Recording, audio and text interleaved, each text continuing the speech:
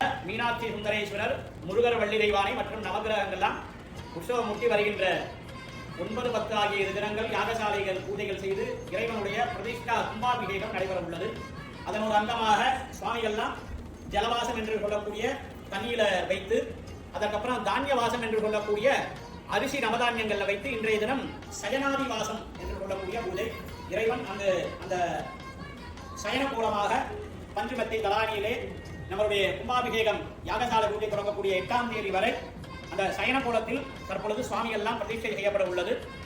இறைவனை எல்லாரும் நல்லா பிரார்த்தனை பண்ணிட்டு வருகின்ற ஆகஸ்ட் மாதம் 9, 10 ஆகிய 2 தினங்களும் யாகசாலை பூஜைகள் சிறப்பாக எம்பெருமானுக்கு நடைபெற்று விசேஷமான முறையிலே அந்த உற்சவமூர்த்தியினுடைய மகா கும்பாபிஷேகம் நடைபெற உள்ளது. வந்திருக்கக்கூடிய அன்பர்கள், உங்களுடைய நண்பர்கள், பக்கத்தில் உள்ள அனைவரிடமும் இந்த தகவல்களை தெரிவித்து அந்த கும்பாபிஷேகம் 2 தினங்களும் முடிந்த அளவு எல்லாரும் சனி ஞாயிறுல தான் வச்சிருக்கீங்க. நம்மளுடைய ஆலயத்துல எல்லா ஊரையும் எல்லா மக்களும் கலந்துக்கிறதுக்காண்டி அந்த ஒரு நாளை ஒட்டி தான் நம்ம வச்சிருக்கோம். அதனால எல்லாரும் வந்து கலந்து கொண்டு அதற்கு முன்னதாக ஆலயத்தில் தொடர்பு கொண்டு கும்பாபிஷேகத்திற்கு கைங்கரியம், உதவி கைங்கரியமும் மற்றும் கும்பாபிஷேகத்திற்குரிய உபய பூஜையாக வஸ்திரம், பூமாலைகள், அன்னதான உபயம் மற்றும் யாகசாலை உபயங்கள், குருக்கள் தட்சணை போன்ற பூஜை விவரங்கள் உள்ளது. அதற்கு உபயம் செய்ய விருப்பம் உள்ள நண்பர்கள் ஆலய அலுவலகத்தின் நண்பரை தொடர்பு கொண்டு அதில் உள்ள பூஜைகளிலே கலந்து கொண்டு இறைவனுடைய அனுகிரகத்தை பெறவும்.